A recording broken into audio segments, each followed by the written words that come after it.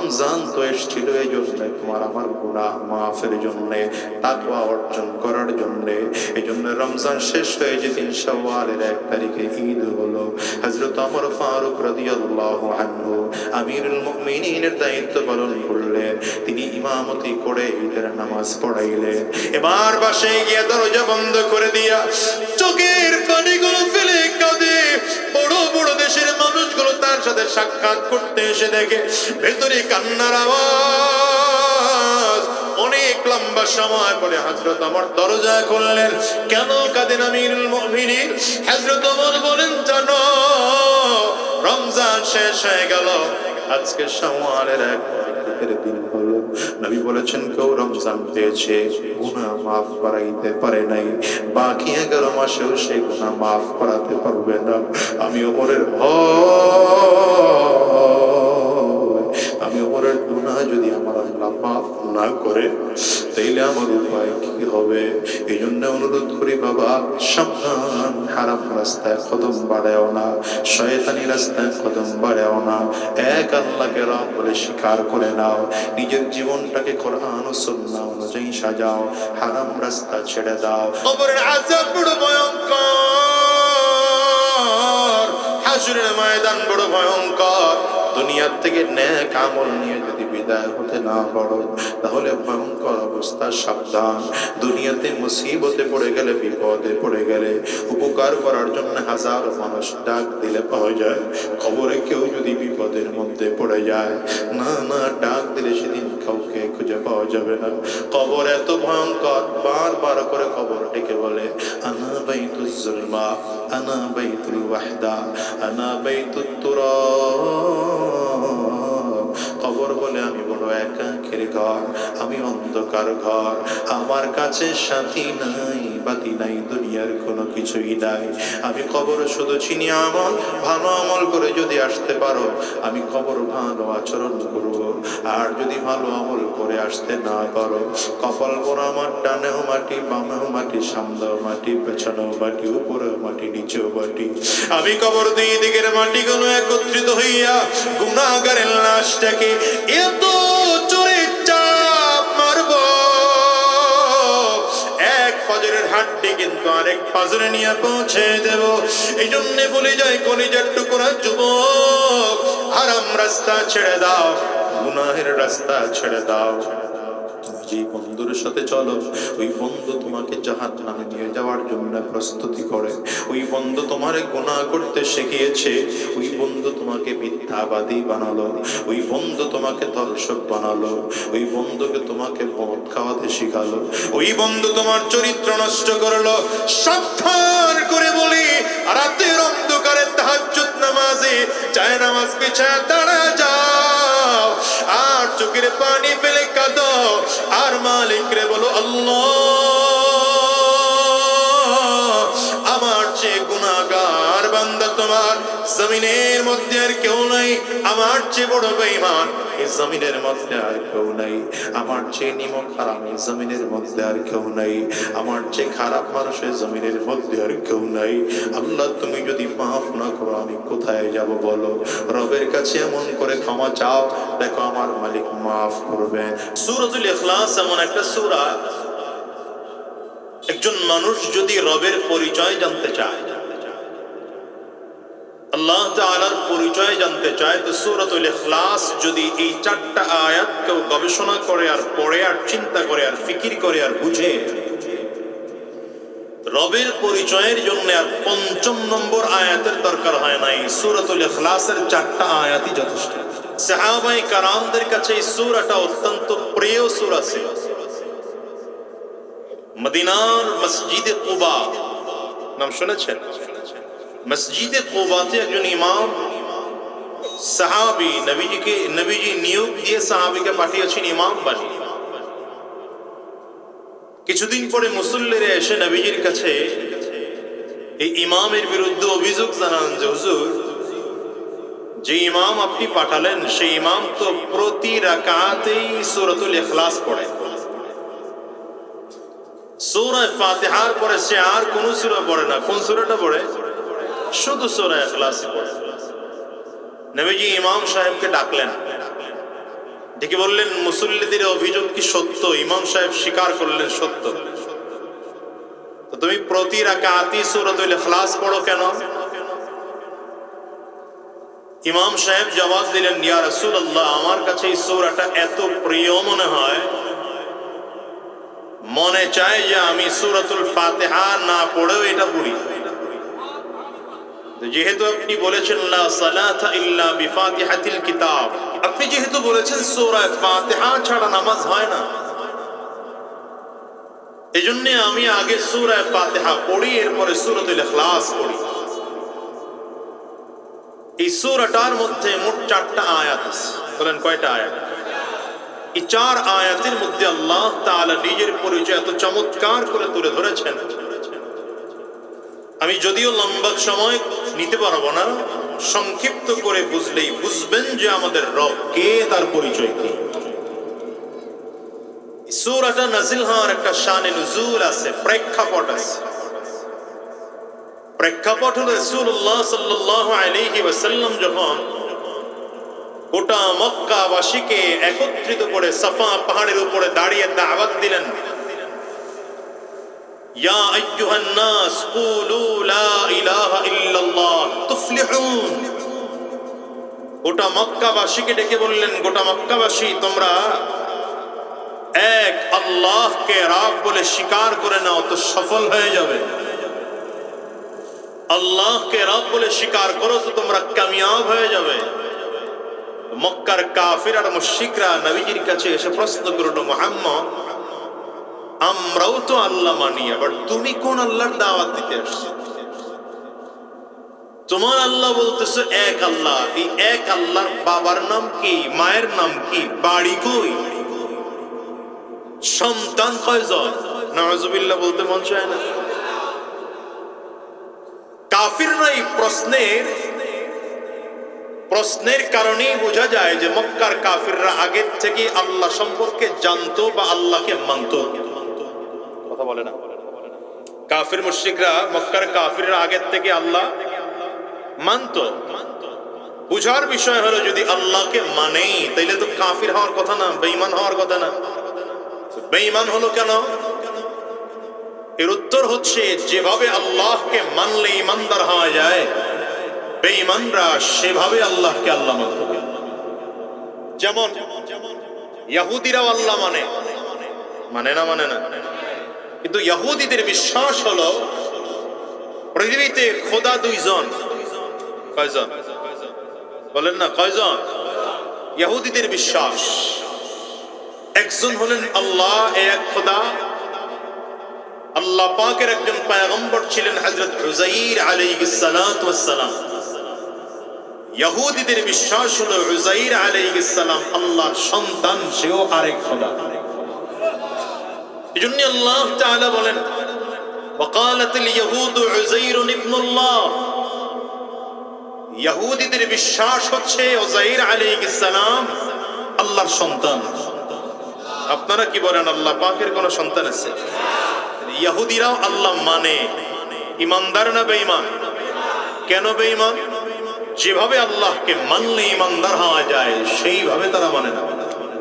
বুঝতেছেন না? মনে হয় মনোযোগী না হলে কথা বুঝবেন। খ্রিস্টানরাও আল্লাহ মানে। খ্রিস্টানরা আল্লাহ মানে কেমনে? খ্রিস্টানদের বিশ্বাস হলো খোদা হলো 3 জন। কয়জন? বলেন না। একজন হলেন আল্লাহ, এই এক খোদা। হযরত ঈসা আলাইহিস সালাতু ওয়াস সালাম আল্লাহ পাকের একজন পয়গম্বর। খ্রিস্টানদের বিশ্বাস ঈসা আলাইহিস সালাম সেও আরেক খোদা। হযরত ঈসা আলাইহিস সালামের মা মারইয়াম আলাইহাস সালাম, ইহুদিদের বিশ্বাস হলো মারইয়াম আলাইহিস সালাম সেও আল্লাহর স্ত্রী, আরেক খোদা। জোরে বলেন না নাউযুবিল্লাহ। তো খ্রিস্টানরাও আল্লাহ মানে, ইমানদার না বেঈমান? কেন বেঈমান? যেভাবে আল্লাহকে মানলে ইমানদার হওয়া যায় সেভাবে আল্লাহকে তারা মানে। হিন্দু ভাইয়েরাও আল্লাহকে মানে।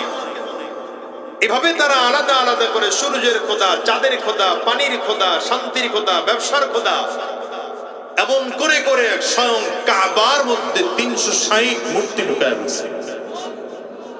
আমাদের এশিয়া মহাদেশের হিন্দু ভাইয়েরা আরো বেশি আশ্চর্যের। এরা বলে 360 খোদায় হয় না, খোদা আরো বাড়ানো লাগে, বাড়াইতে বাড়াইতে তারা 33 কোটি খোদা বানাইছে। বাংলাদেশের মানুষ কত কোটি? এখন একটু বাড়ছে, 18 কোটি, বা ধরে নেন 20 কোটি। খোদা কত কোটি? তাহলে এক একজনের ভাগে তো 2 খোদার উপরে পড়তেছে। কথা বলেন। হিন্দু ভাইয়েরা আল্লাহ মানে, এরপরেও তারা বেঈমান কেন?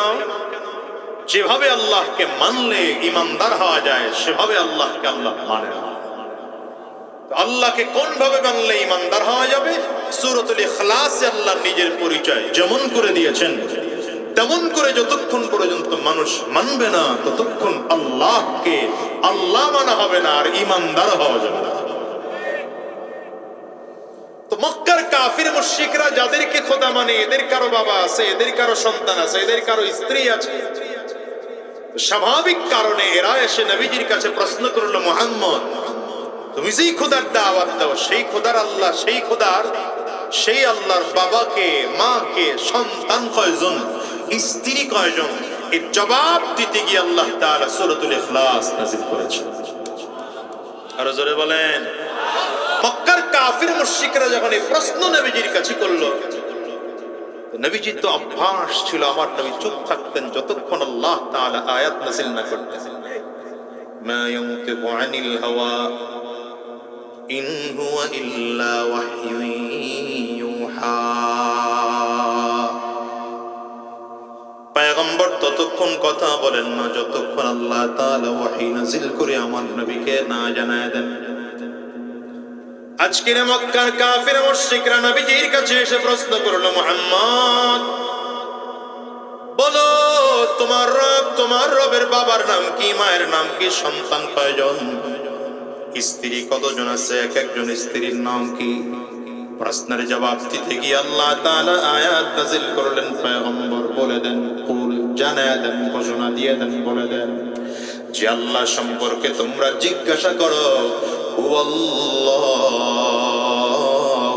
আহাদ। বলেন না, কুল হুয়াল্লাহু আহাদ। যে আল্লাহ সম্পর্কে তোমরা জিজ্ঞাসা করো সে আল্লাহ পাকের দুনিয়াতে কোনো বাবা নাই, সে আল্লাহ পাকের কোনো মা নাই, সেই আল্লাহ তাআলার কোনো সন্তান নাই, সেই আল্লাহ তাআলার কোনো বিবি নাই, সে আল্লাহ পাকের কোনো ভাই নাই, সেই আল্লাহ পাকের সমকক্ষ কেউ নাই। আমার আল্লাহর পরিচয়, আল্লাহ হলেন এক এবং একক।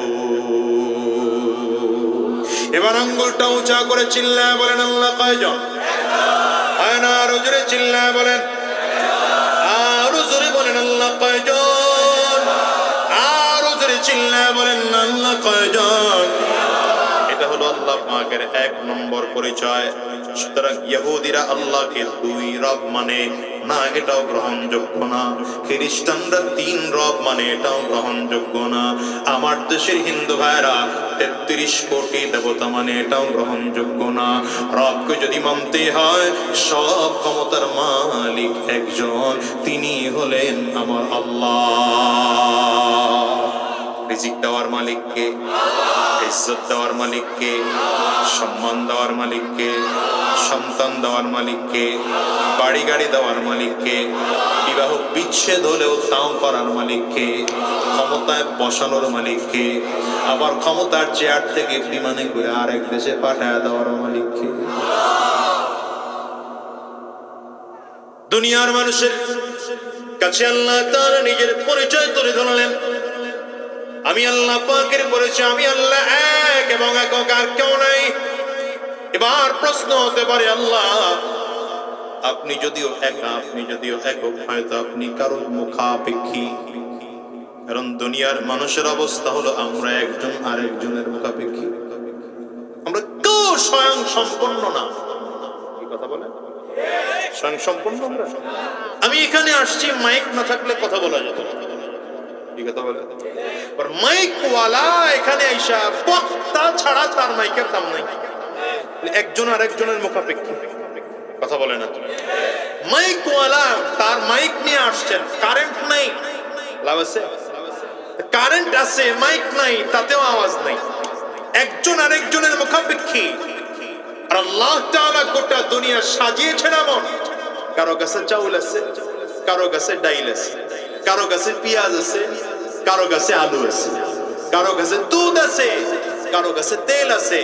কেউ দুধ বিক্রি করে তেল কিনে, কেউ তেল বিক্রি করে দুধ কিনে, আবার বাহিরের দেশের যুদ্ধ হইলে তেল আটকাইয়া আবার দামও বাড়ায়া দিয়ে স্টক দেখায়।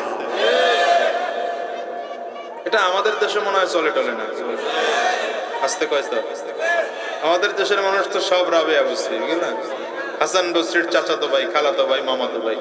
আমি এই জন্য বলেছি, এই জাতির চরিত্র ঠিক না করে বার করে সরকার পরিবর্তন করে যাকে ক্ষমতায় এনে বসাবেন, এদেশের অবস্থা ভালো হবে না, কারণ জনগণের চরিত্র খারাপ।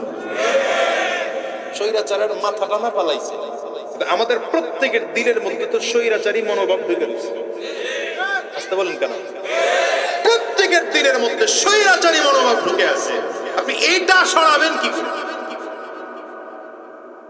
আপনি মানসিক ভাবে চিন্তা করেন, আমরা প্রত্যেকে চার চার জায়গা থেকে স্বৈরাচার। কি কথা বলেন?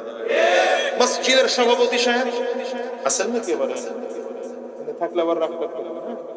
মসজিদের সভাপতি সাহেব তিনি ইমামের সাথে, ইমাম সাহেব সুযোগ পাইলে মুসল্লির প্রতি জুলুম করে। নেতা জনগণের সাথে জুলুম করে, জনগণ সুযোগ পাইলে আবার নেতার সাথে জুলুম করে। দেখেন না, নির্বাচনের দিন 3:30 বাজে 4টা বাজে তখন বৃদ্ধাঙ্গুলি দেখাই যে দেখেন না, ভোট দেই নেই। কথা আসতে কান জোরে বলেন।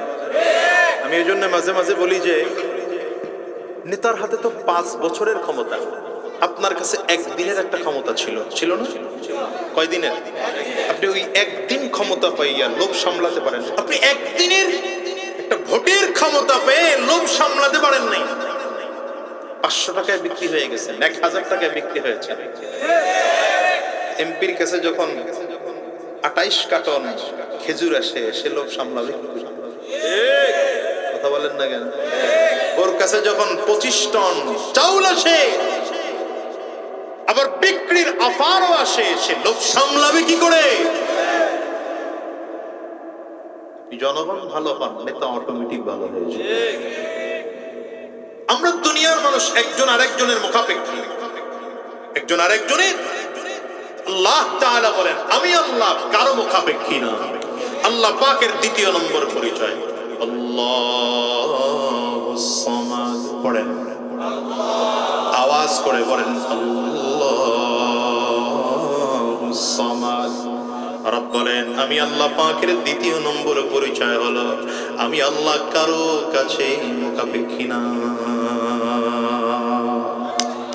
আসমান আল্লাহ তাআলা বানিয়েছেন, জমিন আল্লাহ তাআলা বানিয়েছেন, কারো মুখাপেক্ষী আল্লাহ পাকের হওয়া লাগে নাই। আপনি দেখেন, আমি মাঝে মাঝে উদাহরণ দিয়ে বলি, ঈদের সময় আপনাদের বাড়িতে ঢাকার কোন শিল্পপতি ভালো দামি গাড়ি নিয়ে আসলো, গাড়িটার দাম হয়তো 5 কোটি টাকা। দামি গাড়িটা দিয়ে যখন রাস্তা দিয়ে আপনাদের রাস্তা দিয়ে যাচ্ছে, ছোট্ট একটা লোহা ঢুকে চাকা পাংচার হয়ে গেল। এই দামি গাড়িটা নিয়েছে, সে চলতে পারতেছে না, কারণ চাকা পাংচার হয়ে গেছে। চাকা সারানোর আগে গাড়ি এক কদম আর সামনে নড়বে না। বলেন তো, আল্লাহ তাআলা বুঝায় দিলেন 5 কোটি টাকা দিয়ে গাড়ি কিনতে পারো, কিন্তু ওই রাস্তার পাশে যে মানুষটা ড্রামের মধ্যে হাওয়া নিয়ে বসে আছে, ওই 5 টাকা হাওয়াওয়ালার কাছে তোমার মুখাপেক্ষী বানায় দিলাম। 10 বছর বিদেশ ছিলেন, আমেরিকায় ছিলেন, Chinese, Japan, German, Indonesia, France, Malaysia ছিলেন। 10 কোটি টাকা নিয়ে এলাকায় ঢুকলেন। মেইন রোডের মধ্যে 5 কাঠা জমি কিনে 5 তলা একটা বাড়ি নির্মাণ করলেন। রাজমিস্ত্রির কাজ কমপ্লিট হয়ে গেল, প্লাস্টারের কাজ কমপ্লিট হয়ে গেল, রং মিস্ত্রির কাজ কমপ্লিট হয়ে গেল, টাইলস মিস্ত্রির কাজ কমপ্লিট হয়ে গেল, ইলেকট্রিক মিস্ত্রির কাজ কমপ্লিট হয়ে গেল, স্যানিটারির বাথরুম ফিটিং সব ঠিক হয়ে গেল। কিন্তু ছোট্ট বাথরুমের মেইন লাইনের একটা পাইপের ফিটিং দেওয়া, জয়েন্ট দেওয়া বাকি আছে। হয়তো পাইপের দাম মাত্র 500 টাকা, যেই স্যানিটারি মিস্ত্রি পাইপের ফিটিংটা লাগাবে, মিস্ত্রির মজুরি হয়তো আরো 500 টাকা। একটা 1000 টাকার জন্য বিশাল 5 তলা বিল্ডিংটা বসবাস অযোগ্য হয়ে গেল। আল্লাহ বুঝাইলেন, গোলাম রে, বিশাল বাড়ি করতে পারো, কিন্তু মাত্র 500 টাকা দামের স্যানিটারি মিস্ত্রির মোকাপেক্ষী আমি আল্লাহ তোরে বানাইলাম। কেউ স্বয়ং সম্পন্ন না, আমরা সব একজন আরেকজনের মোকাপেক্ষী। বলেন না ঠিক না? আল্লাহ পাক কার মোকাপেক্ষী? সূর্য বানিয়েছেন আল্লাহ তাআলা, চাঁদ বানিয়েছেন আল্লাহ তাআলা। যে চাঁদ আমরা দেখতেছি, যদিও দুনিয়ার থেকে চাঁদ ছোট, সূর্যটা দুনিয়ার থেকে 13 লক্ষ গুণ বড়। আল্লাহু আকবার, জোরে বলেন। যে তারকাগুলো আমরা দেখি, একটা তারকার মধ্যে এমন 1100 কোটি সূর্য ঢুকায় রাখা যায়। আগামী বছর মাহফিল হয়েছে, জোরে বলেন।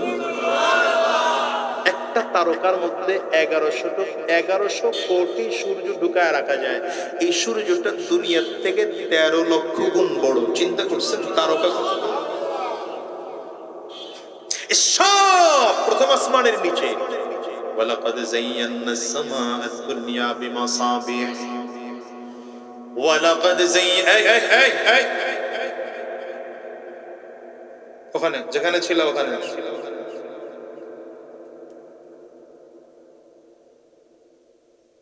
তুমি বসছো না, তুমি অর্ধেক শুনে না গেলা, তুমি কি বুঝলা? আমার আলোচনার একটা আয়াত শেষ করে দ্বিতীয় আয়াতে বলছি, কি বুঝলা?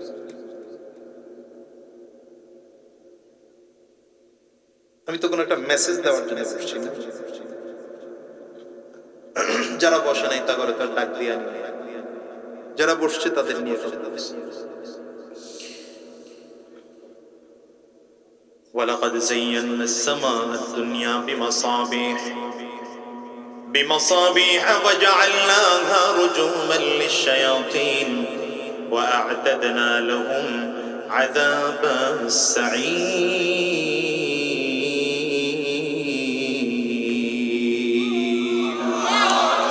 আল্লাহ বলেন, আমি আল্লাহ তাআলা 7 আসমান বানাইলাম। 7 আসমানের নিচে, প্রথম আসমানের নিচে আমি আল্লাহ তাআলা দুনিয়ার আসমানটাকে তারকা রাজি দিয়া সাজাইলাম। কত তারকা আল্লাহ বানিয়েছেন বলেন তো, জানেন? বৈজ্ঞানিক ওয়েন হ্যাবল নাসা কোম্পানির একজন প্রথম দিকের বিজ্ঞানী, তিনি বলেন মিনিমাম 100 কোটি তারকা আল্লাহ তাআলা প্রথম আসমানের নিচে বানাইলেন। এটা হলো তার গবেষণা।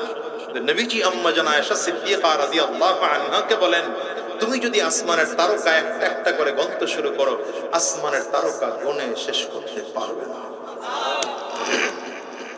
সব কোথায়?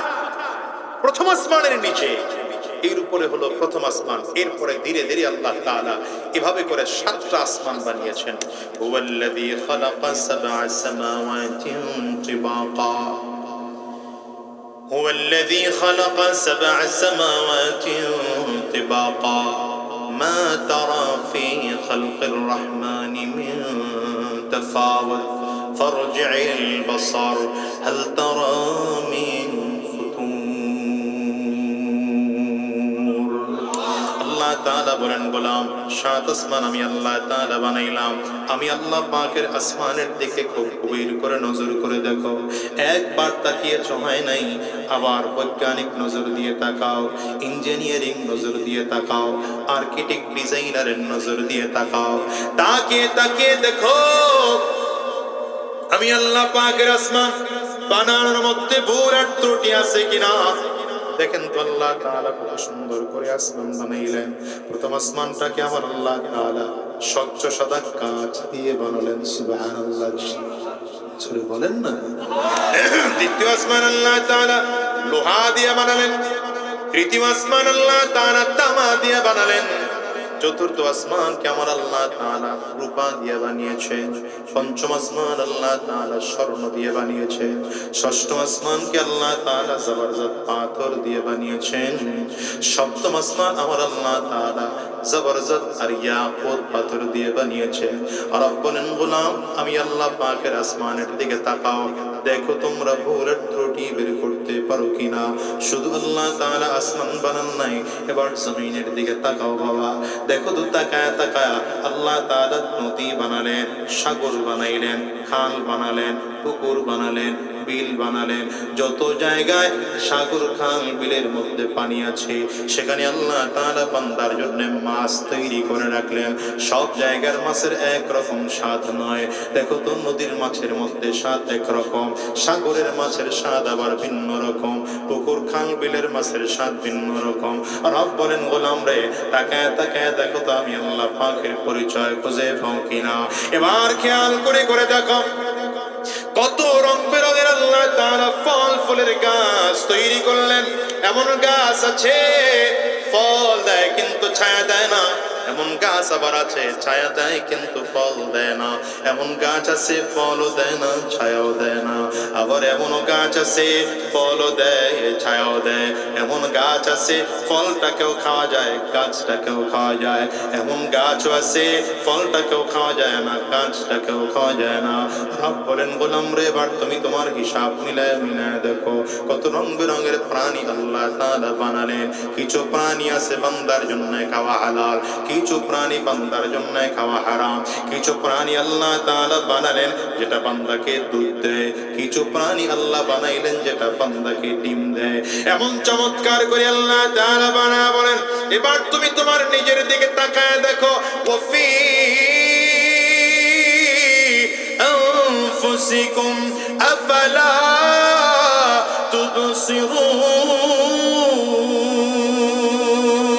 তুবসিরুন।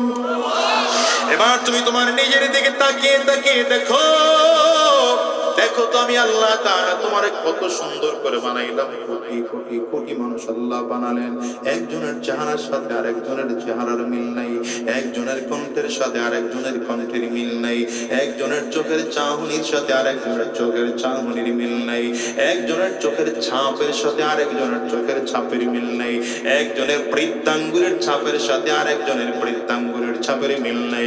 রব বলেন গোলাম রে, এগুলো বানানোর জন্য আমার মিস্ত্রির প্রয়োজন হয় নাই, রাজ মিস্ত্রি লাগে নাই, জোগালে লাগে নাই, ইলেকট্রিক মিস্ত্রি লাগে নাই, স্যানিটারি মিস্ত্রির প্রয়োজন হয় নাই, কারো বুদ্ধি আর পরামর্শ নেওয়ার প্রয়োজন হয় নাই। ইদা আরাদা শাইআন আন ইয়াকুলা লাহু কুন ফায়াকুন। এগুলো বানানোর জন্য আমি আল্লাহ তাআলা শুধু চিন্তা করে কোন শব্দ বলেছি। রব বলেন বলতে দেরি হয়, হয়ে যেতে যেতে দেরি হয় না। চিল্লায় জোরে বলেন না সুবহানাল্লাহ, সুবহানাল্লাহ, আলহামদুলিল্লাহ। জোরে লা ইলাহা ইল্লাল্লাহ, সুবহানাল্লাহ, আলহামদুলিল্লাহ, লা ইলাহা ইল্লাল্লাহ। জোরে বলো সুবহানাল্লাহ।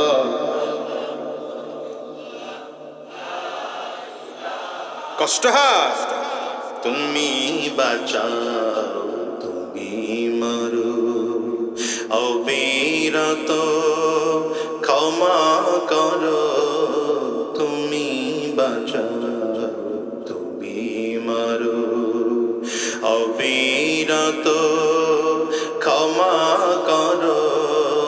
যাকে ধরার তাকেই ধরো, যাকে ধরার তাকেই ধরো, তোমার মুঠোয় সবই আল্লাহ।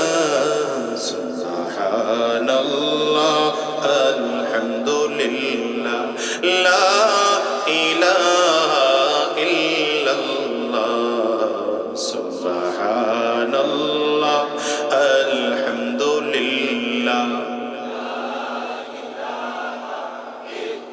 দুনিয়ার সব মানুষগুলো একজন আরেকজনের মুখাপেক্ষী, কিন্তু আল্লাহ তাআলা কারো মুখাপেক্ষী, আমার আল্লাহ পাকের কারো প্রয়োজন হয় না। এদেশের নেতারা ভোটের মুখাপেক্ষী, ভোট থাকলে নেতা হওয়া যায়, ভোট না থাকলে নেতা হওয়া যায় না।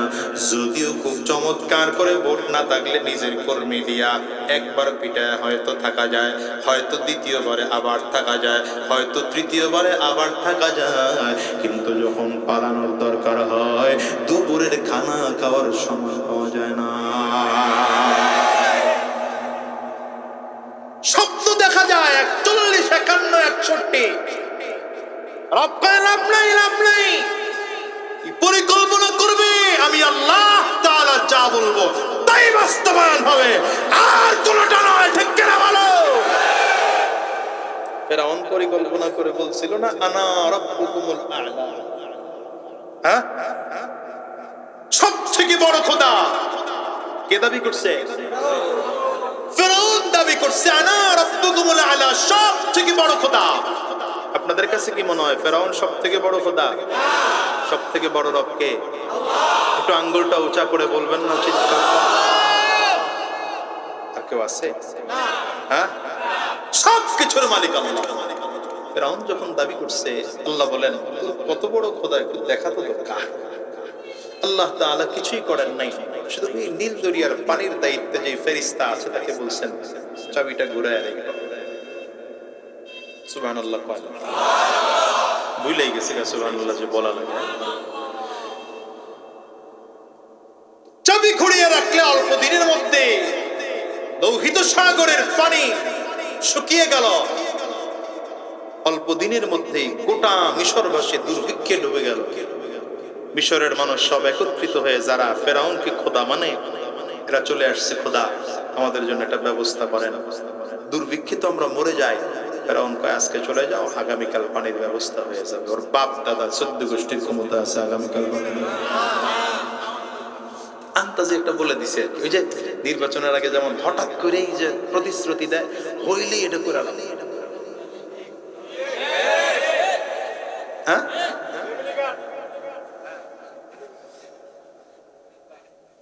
তো হওয়ার পরে দেখা যায় মাশাআল্লাহ নেতারে খুঁজেই পাওয়া যায় না। গতকালকে শুনলাম হাসানাত আব্দুল্লাহ বক্তব্য বলতেছে, তার এলাকার কোন চেয়ারম্যান নাকি নির্বাচন করতে গিয়ে বলছে প্রয়োজনে আমার পায়জামার রশি দিয়ে আপনার মশারি টানা।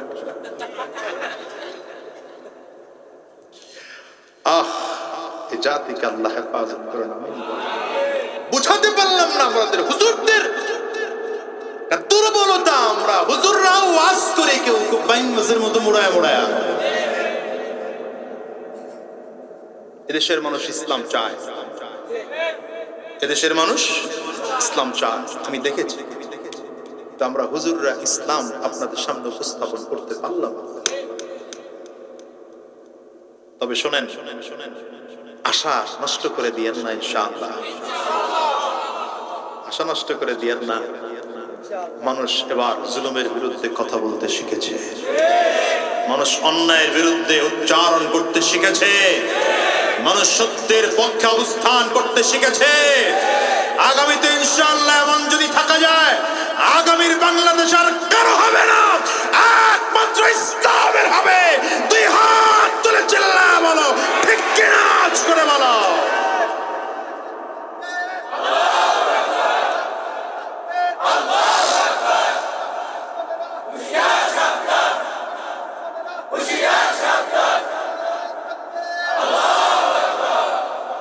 অপেক্ষা করেন ইনশাআল্লাহ, সময় বেশি দিন লাগবে না ইনশাআল্লাহ। ফেরাউন আগামীকালকে দিয়ে দেব, পারবে? আগামীকাল লোকজন আবার আসছে, খোদা কই পানি? আজকে চলে যাও, আগামীকাল। ওই দিন হলো লোকজন আবার আসছে, দ্বিতীয় দিন পানি কই? চলে যাও, আগামীকাল। ওই দিন হয়ে গেল, তৃতীয় দিনে এসে গায়ে খোদা পানি, আগামীকাল। আগামীকাল করে করে আমাকে 3 দিন ধরে আমাদের ঘুরাইলেন। আগামীকালকের মধ্যে যদি পানি না আসে, খোদাগিরির 12টা বাজায় ফেলে। কেমন খোদার খোদা, পাবলিক তারে থ্রেট দেয়, বুঝেন তো খোদার পাওয়ার। ফেরাউন নিজেও ভয় পেয়ে গেছে, আগামীকালকের মধ্যে যদি পানি না আসে, কারণ ও যে ভণ্ড নিজে জানে তো। ভণ্ড ভণ্ডের ব্যাপারে নিজেরটা নিজে তো জানে। নেতাজি কয় নম্বর, নেতায় ভালো বুঝে। পাবলিকের সামনে না একদম টাইট করে বাবা নির্বাচনের আগে সালাম যারে দেওয়া লাগে না তারেও দেয়, গরুরেও সালাম দেয়। আপনাদের এলাকার কথা বলতেছি না, আমাদের এলাকার মানুষ অনেক ভালোবাসা, যাওয়া লাগবে না রাস্তা দিয়ে। তো ফেরাউন দেখলো যে আগামীকালকের মধ্যে যদি পানির ব্যবস্থা না হয় খোদাগিরি টিকবে না। রাতের অন্ধকারে একা একা সিদ্ধান্ত নিয়েছে পাহাড়ের চূড়ায় যাব, গিয়ে আর কাউকে না, গোটা জাহানের রব আল্লাহর কাছে একা একা বলবো। রবের ওয়াদা হচ্ছে আল্লাহর কাছে যদি কেউ চাওয়ার মতো চাইতে পারে আল্লাহ দেওয়ার জন্য তৈয়ার। উদউনি আস্তাজিব লাকুম, উদউনি আস্তাজিব লাকুম। রব বলেন ওয়াইদা সাআলাকা ইবাদি আন্নী ফাইন্নী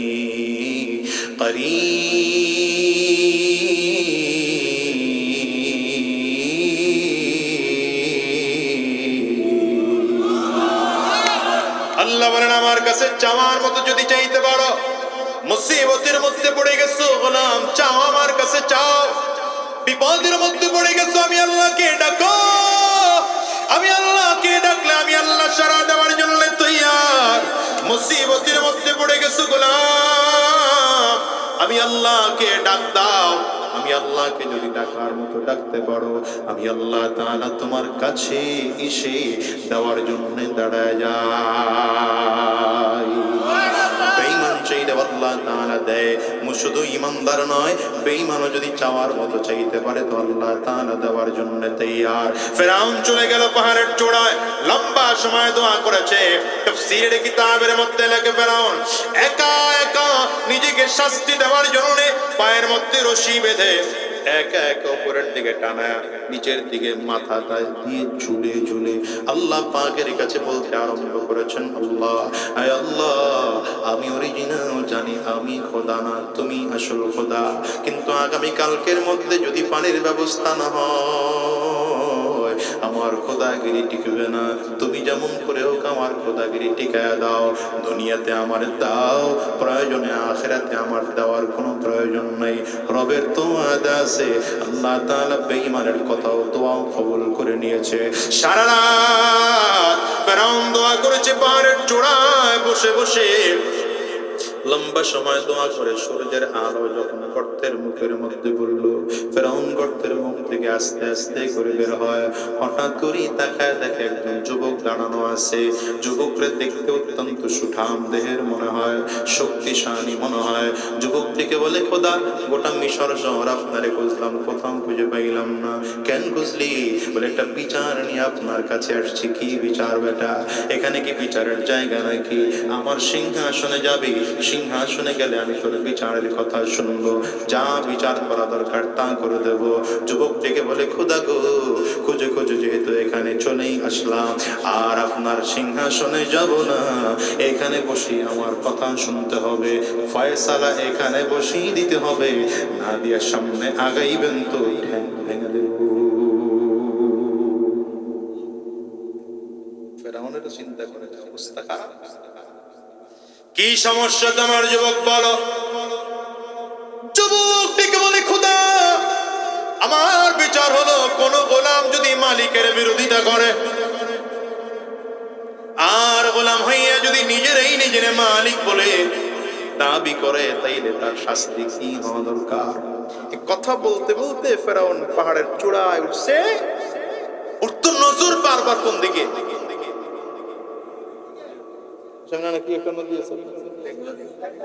ধরে নেন আর কি, নজর তো খালি ওই দিকে পানি আসলো কিনা, কারণ বিচার করতে পড়ে এলাকায় গেলে যে মাইর খাবে, পিঠ তো বাঁচানো লাগবে।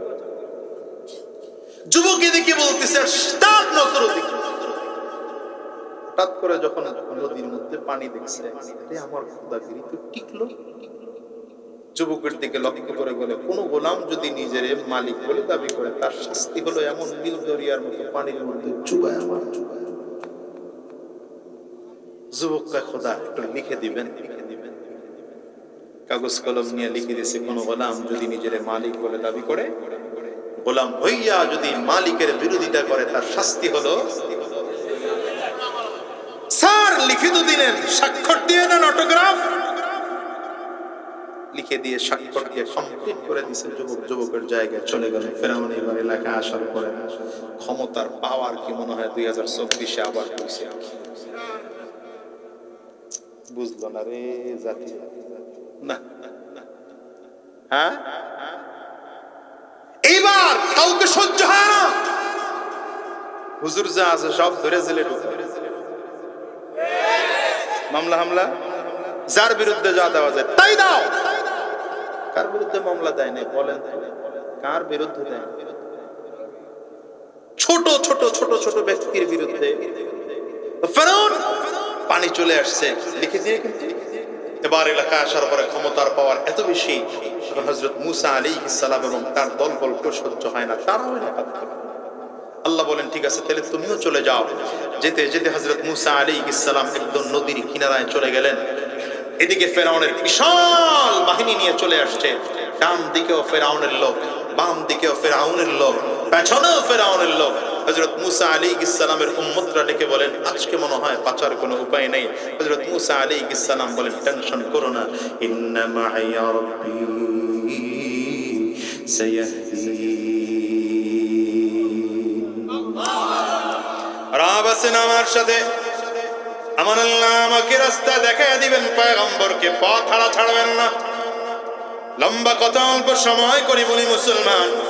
আল্লাহ তাআলা বললেন, নদীর মধ্যে পাড়ি দাও। জানা আছে না ইতিহাস? লাঠি দিয়ে নদীর মধ্যে বাড়ি দিতে দেরি একটা নয়, দুইটা নয়, 12টা কার্পেটিং রাস্তা থেকে হয়ে গেল। হযরত মুসা আলাইহিস সালাম যখন নদীর মাঝখানে, ঘটনা বলা মূল মাকসাদ নয়, মূল কথা বোঝানো মাকসাদ। যখন নদীর মাঝখানে ফেরাউনের লোকজনগুলো এ পার দিয়ে নামতেছে, মুসা আলাইহিস সালাম নদী পার হয়ে তার উম্মতদেরকে নিয়ে চলে গেলেন। ফেরাউন এখন নদীর মাঝখানে। আল্লাহ তাআলা ডাক দিলেন, পানি রে, আমি আল্লাহ তাআলা তোকে ক্ষমতা দিয়েছিলাম, এখন কিছুক্ষণের জন্য তোর ক্ষমতা তোর থেকে কেড়ে নিয়েছিলাম, আবার তোর ক্ষমতা তোকে ফেরত দিয়ে দিলাম, তোর ডিউটি তুই আরম্ভ করে দে। পানি ক্ষমতা পেয়ে এবার পানি ঢেউ তৈরি করা শুরু করলো। ফেরাউনকে একবার ঢেউয়ের কারণে নিচের দিকে নেয়, আবার উপরের দিকে উঠায়, আবার নিচের দিকে নেয়, আবার উপরের দিকে উঠায়, আবার নিচের দিকে নেয়, আবার উপরের দিকে উঠায়। ফেরাউন যখন তাকিয়ে দেখলো বাঁচার উপায় নাই, এবার সে আসমানের দিকে তাকা বলবে, আমানতু বিরাব্বি মুসা ওয়া হারুন, আমি আমার মুসা আর হারুনের আল্লাহর উপর ঈমান আনলাম। এখনো নিজের আল্লাহ বলে মানে না। রব জিবরিল আমিনকে ডেকে বললেন, না হবে না, হবে না। দেখো তো এখন নদীর ভেতর থেকে পানিটা থেকে লাশ বের করে দে। লাশ সামনে বের করে দেওয়া হলো। মানুষগুলো তাকায় তাকায় দেখতেছে লম্বা বিশাল লাশটা ফেরাউনের এখন পড়ে আছে। দুনিয়ার মুসলমান খেয়াল করে করে দেখো, এখন আল্লাহ তাআলা ফেরাউনকে লক্ষ্য করে যে কথাটা কোরআনে বলেছেন, গোটা মানুষদের এই কথাটা বোঝা দরকার। ফেরাউনকে লক্ষ্য করে আল্লাহ তাআলা বলেন, আল ইয়াউমা নুনাজ্জিকা বিবাদানিক লিতাকুনা লিমান খালফাকা আয়া। আল্লাহ তাআলা বলেন, ফেরাউন আমি আল্লাহ তোর লাশটাকে গোটা জিন্দেগির জন্য মমি করে রাখবো। তোর লাশ মাটিতেও খাবে না, পোকা মাকড় নষ্ট করবে না, পানিতেও তোর লাশ পচবে না। তোর লাশকে আমি আল্লাহ তাআলা কুদরতি মমি করে রাখবো। কিয়ামত পর্যন্ত সকল জালিমদেরকে দেখাবো জালিমের শেষ পরিণতি কেমন হয়। আল্লাহুস সামাদ, মনে আছে না? বলে গেছে আল্লাহ তাআলা কারো মুখাপেক্ষী না। আমরা গোটা দুনিয়ার মানুষ একজন আরেকজনের মুখাপেক্ষী, কিন্তু আল্লাহ তাআলা বেনিয়াজ, অমুখাপেক্ষী, কারো মুখাপেক্ষী না।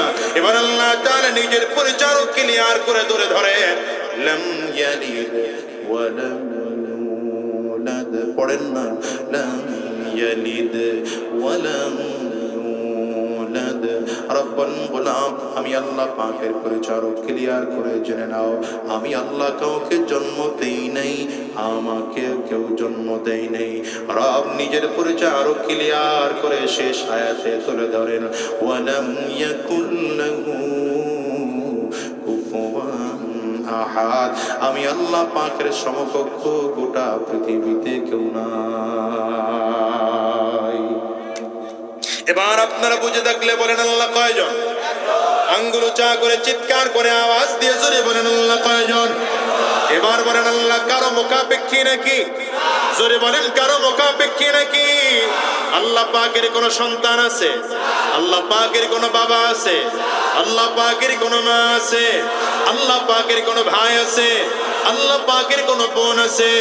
আল্লাহ পাকের কোনো স্ত্রী আছে? রব্বুল গোলাম, আমি আল্লাহর সমকক্ষ কেউ নাই। এমন করে যদি বিশ্বাস কলিজার মধ্যে ঢুকাইতে পারো, রব বলেন তাইলেই তুমি ঈমানদার। আমরা আল্লাহ তাআলাকেও মানি, আবার বাবারেও মানি। কোন বাবার কথা বললাম? জন্মদাতা বাবা না, আল্লাহকেও মানি, পীর বাবারেও মানি। বলে পীর বাবার দরবারে গেলে, মাজারে মান্নত করলে সন্তান হইতে পারে, তার মানে তুমি ওই কাফিরদের মতো একটা শিরিক করে বসছো। আস্তে বলে কেন? জোরে বলেন, জোরে বলেন। এবার বলেন সন্তান দেওয়ার মালিকও কে? আরো জোরে বলেন। ক্ষমতা দেওয়ার মালিক কে? ক্ষমতা দেওয়ার মালিক কে? এই বিশ্বাস করি যার মধ্যে ঢুকাইয়া দেন। এবার দেখেন তো, গোটা নবীরা, সকল নবীদের কাজ ছিল এটা, এক আল্লাহ পাকের কথাগুলো জমিনের মানুষের কাছে পৌঁছায় দেওয়া।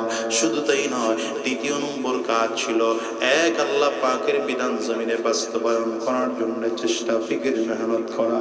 নয়তো রাসূলুল্লাহ সাল্লাল্লাহু আলাইহি ওয়াসাল্লামকে আল্লাহ তাআলা যেভাবে জমিনে পাঠিয়েছেন, আমার নবীজির প্রয়োজন ছিল না তায়েফের জমিনে গিয়ে মার খাওয়ার, নবীজির প্রয়োজন ছিল না উহুদের ময়দানে গিয়ে মার খাওয়ার, আমার নবীর প্রয়োজন ছিল না সেই কাফির মুশরিকদের নির্যাতন সহ্য করা।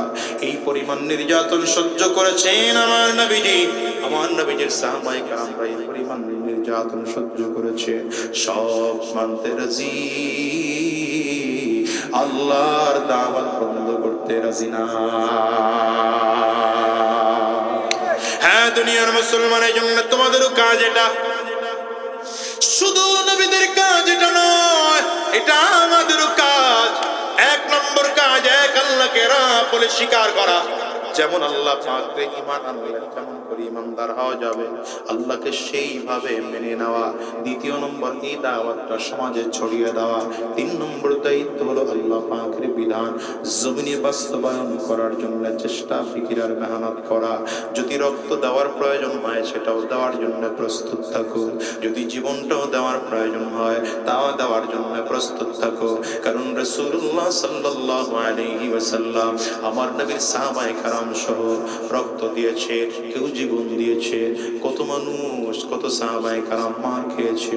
উহুদের ময়দানে যখন রহমতের নবী আমার বীর বিক্রমে যুদ্ধ করতেছেন, বেঈমানগুলো আমার নবীকে লক্ষ্য করে, মাথার দিকে লক্ষ্য করে এত জোরে তীর বেড়েছে, তীরের আঘাতের কারণে আমার নবীর মাথার লোহার টুপিটা ভেঙে যায়, লোহার টুকরোটা আমার নবীর মাথার কোলের মধ্যে ঢুকে গেল। রহমতের নবীজির গাল বেয়ে বেয়ে বেয়ে বেয়ে রক্তের ফোঁটাগুলো জমিনের মধ্যে পড়ে। আমার নবী হাত দুটো চেহারার মধ্যে দিয়েছেন, হাত চার হাত থেকে সামনে এনে তাকায় দেখেন পুরো হাত রক্তে ভিজে গিয়েছে। নবীজির জবান থেকে বদদুয়া বের হয়ে গেল, কাইফা ইউফলিহু কওমুন দাম্মু ওয়াজহা নবিয়্যিল্লাহ। আরে সেই জাতি কেমন করে সফল কাম হবে যেই জাতি নবীর চেহারা থেকে রক্ত ঝরায়। ও দুনিয়ার মুসলমান, হিসাব মিলায় মিলায় দেখো, আমার আল্লাহ তাআলা ডাক দিলেন, হাবিব, আপনার চেহারা থেকে রক্ত ঝরে, আপনার বুঝি কষ্ট হয়? নবী বলেন, না না, আমার কষ্ট হয় না, আপনার দ্বীনের জন্য আমার রক্ত ঝরাতে বড় ভালো লাগে। আবার আল্লাহ তাআলা ডাক দিলেন, হাবিব রে, আপনার রক্ত কেন উহুদের জমিনে ফেলাইলাম? কারণ কিয়ামত পর্যন্ত উহুদের জমিনটা আমি আল্লাহ ইসলামের জন্য রেজিস্ট্রি করে দিলাম। তায়েফের জমিনে নবীজি মার খেয়েছে, আজকে তায়েফের জমিনের দিকে তাকাও,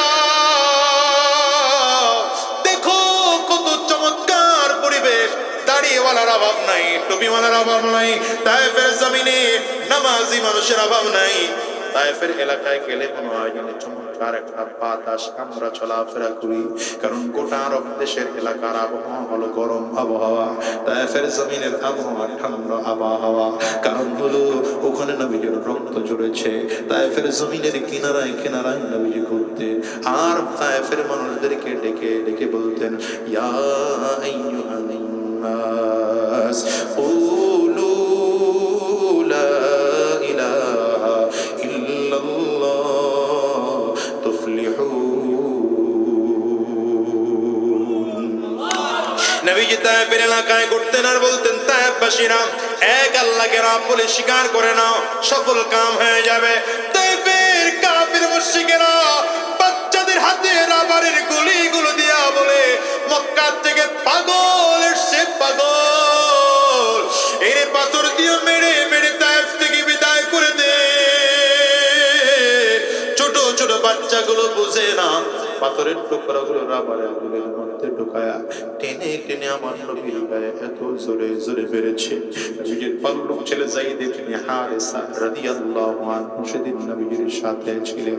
তিনি বলেন, আমি তাকায় দেখি আমার নবীজির ঘাড়ের মধ্যে এসে এক একটা পাথরের ছোট ছোট টুকরা ঢুকে যায়, চামড়া ছিদ্র হইয়া গোশতের মধ্যে আমার নবীর পাথরের টুকরাগুলো ঢুকে যায়, রক্ত টপ টপ করে বের হয়। আমার নবীজির রক্ত পড়ে পড়ে পড়ে পড়ে নবীজি বেহুশ হয়ে পড়ে গেলে বেঈমানগুলো আবার দাঁড়ায় আছে, কখন হুঁশ ফিরে আসবে।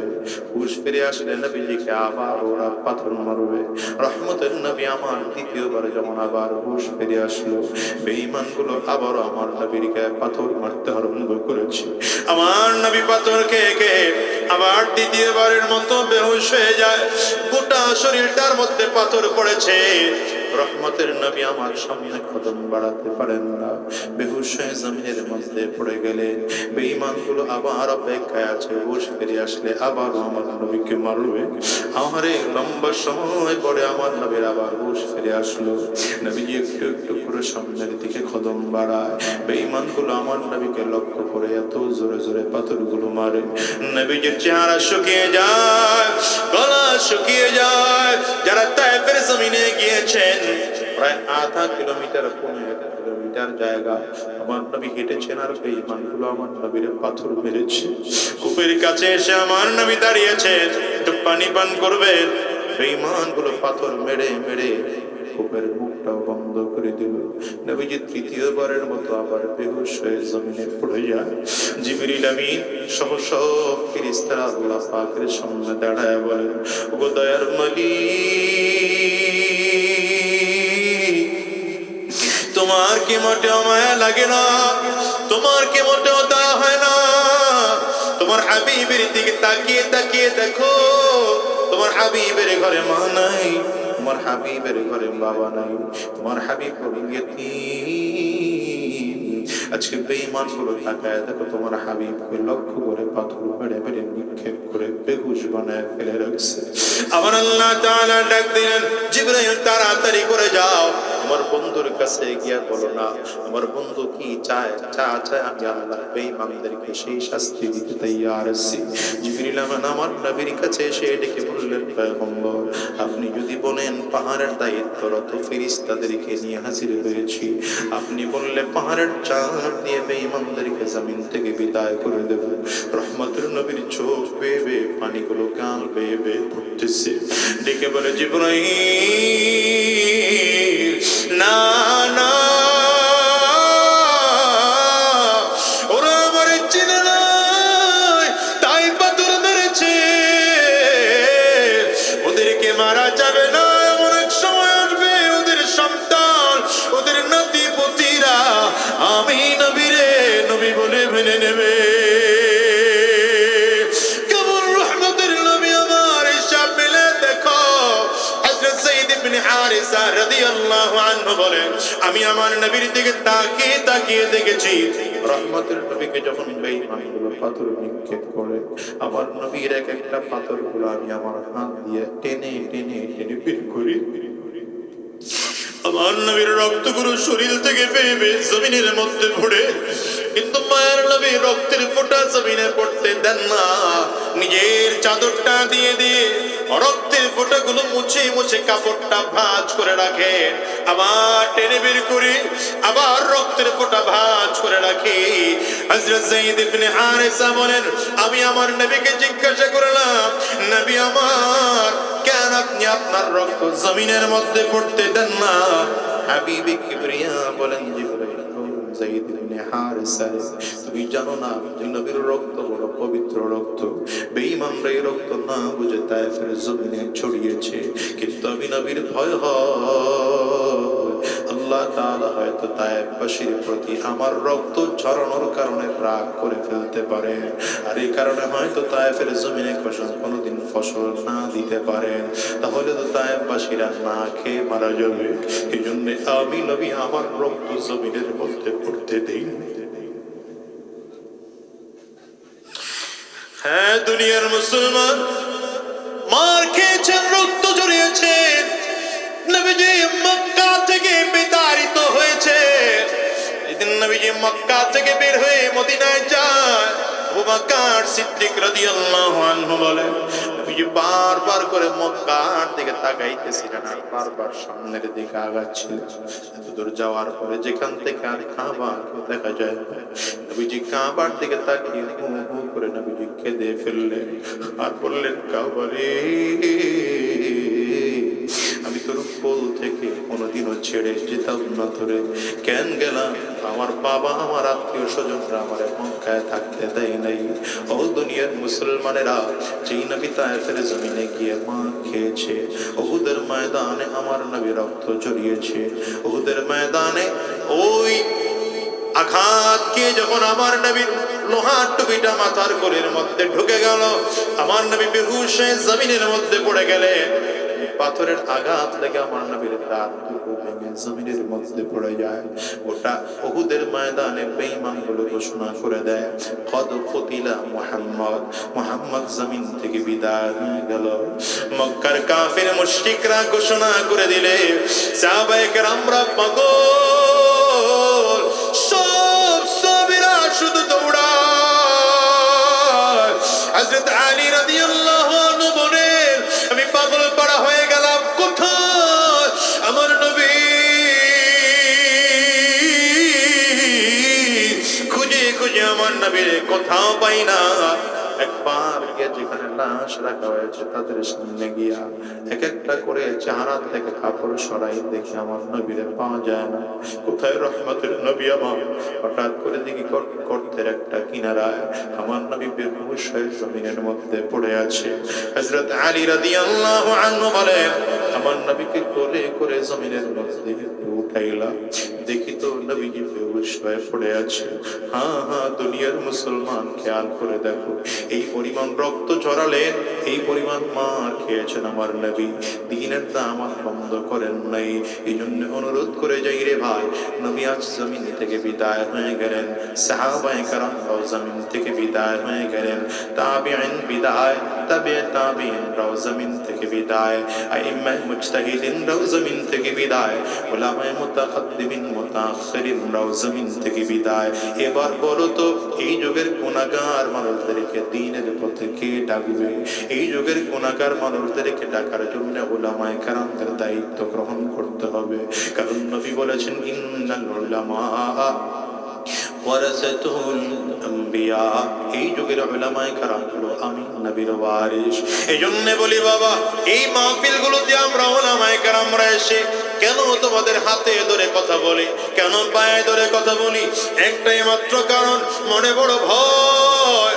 যে জান্নাতের কথা জানলাম, যে জাহান্নামের কথাগুলো জানলাম, যে কবরের আযাবের কথাগুলো জানলাম, এগুলো তোমাদেরকে শুনে যাই বাবা, কবরের আযাব বড় ভয়ঙ্কর, হাসরের ময়দান বড় ভয়ঙ্কর। দুনিয়ার থেকে নেক আমল নিয়ে যদি বিদায় হতে না পারো, তাহলে ভয়ঙ্কর অবস্থা সাবধান। দুনিয়াতে মুসিবতে পড়ে গেলে, বিপদে পড়ে গেলে উপকার করার জন্য হাজার মানুষ ডাক দিলে পাওয়া যায়, খবরে কেউ যদি বিপদের মধ্যে পড়ে যায়, না না ডাক দিলে সেদিন কাউকে খুঁজে পাওয়া যাবে না। কবর এত ভয়ঙ্কর, বারবার করে কবর ডেকে বলে আনা বাইতুজ জুলমা, আনা বাইতুল ওয়াহদা, আনা বাইতুত তুরাব। কবর বলে আমি বড় একাকির ঘর, আমি অন্ধকার ঘর, আমার কাছে সাথী নাই, বাতি নাই, দুনিয়ার কোনো কিছুই নাই। আমি কবর শুধু চিনি আমল, ভালো আমল করে যদি আসতে পারো আমি কবর ভালো আচরণ করব।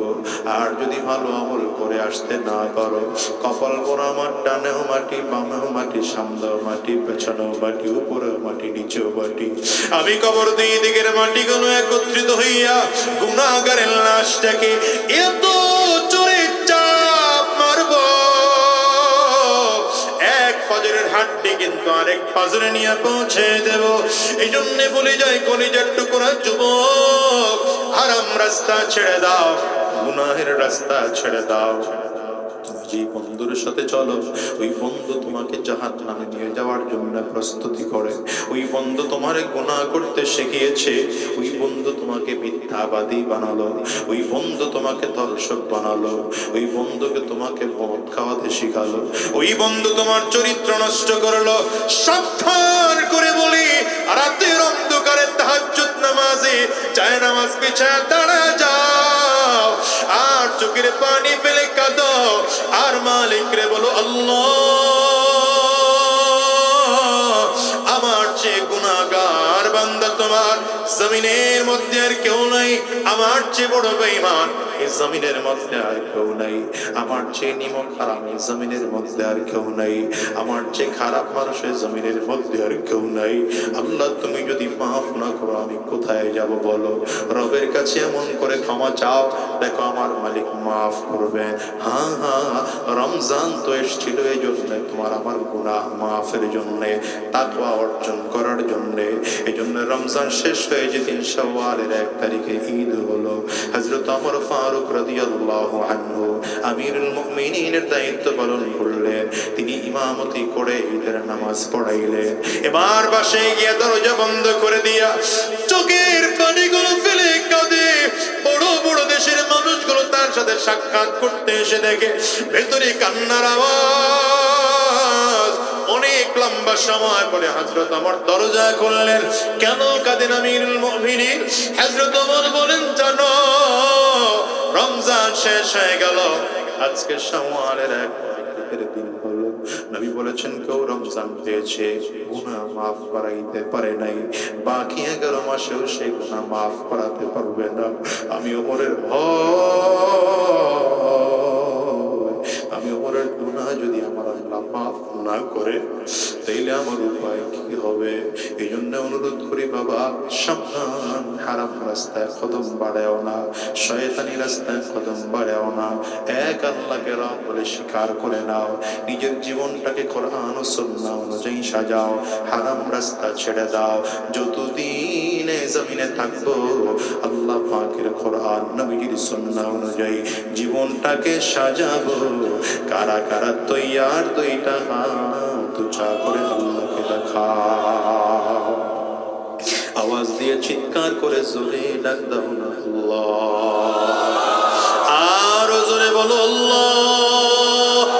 চোখে পানি না আসলে কান্নার ভান ধরে চিল্লায় আরো জোরে ডাক দাও না আল্লাহ। গোদায়ের মালিক,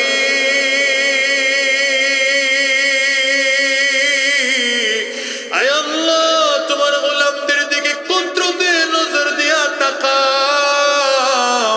আয় আল্লাহ, সব মানুষগুলো মিলে আমরা ওয়াদা করলাম আর হারাম রাস্তায় চলবো না, শয়তানি রাস্তায় চলবো না, গুনাহের পথে চলবো না। আল্লাহ তুমি কবুল করে নাও, কবুল করে নাও। চিল্লায় বলো আমিন। আলহামদুলিল্লাহ রাব্বিল আলামিন, আলহামদুলিল্লাহ রাব্বিল আলামিন। والصلاة والسلام على سيدنا الأنبياء والمرسلين ربنا ظلمنا أنفسنا وإن لم تغفر لنا وترحمنا لنكونن من الخاسرين ودير তুমি তোমার কুদরতি নজর দিয়ে তোমার গোলামদের চেহারার দিকে একটু তাকাও। কে দেখো না তোমার গোলামদের কারো চোখ দুটো লাল, রাত বড় গভীর, কারো চক্ষু দুইটা লাল। আয় আল্লাহ, আমাদের কারো ঘরে মা নাই, কারো ঘরে বাবা নাই,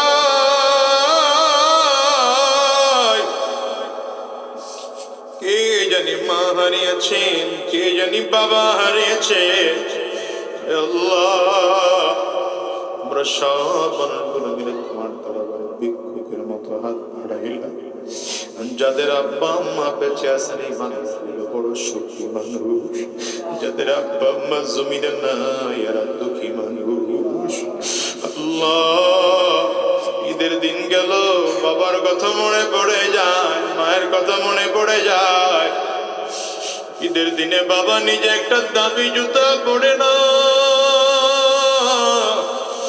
দোকান থেকে কষ্ট করে হলেও দামি জুতা এনে নতুন জুতা সন্তানটি কিনে দেয়। বাবা পুরান জুতা পরে ঈদগাহে যায়। আছি ওই দুঃখী বাবা কবরে ঘুমায়। জমিন থেকে মাত্র 2.5 হাত মাটির নিচে বাবারে দাফন করে আসছি,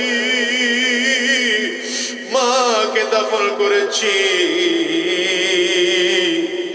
না মায়ের খবর নিতে পারলাম না, বাবার খবর নিতে পারলাম না। অন্ধকার কবরে মা কেমন আছেন জানি না। আয় আল্লাহ, আজকের এই দোয়ার মধ্যে যতগুলো মানুষ হাত তুলেছে, আব্বা আম্মা যাদের জমিন থেকে বিদায় হয়ে গেছে, আব্বা আম্মার কবরগুলো জান্নাতের টুকরা বানায় দাও। যাদের আব্বা আম্মা বেঁচে আছেন হায়াত বাড়ায় দাও রব্বে কারীম। আমাদের মনে বড় ভয় হয়, আজরাইল তো পেছনে গুরু গুরু গুরু গুরু করে ঘুরে, কোন দিন জানি তোমার আদেশ হয়ে যায়, আর কোন দিন জানি আজরাইল সামনে এসে দাঁড়ায় যায়।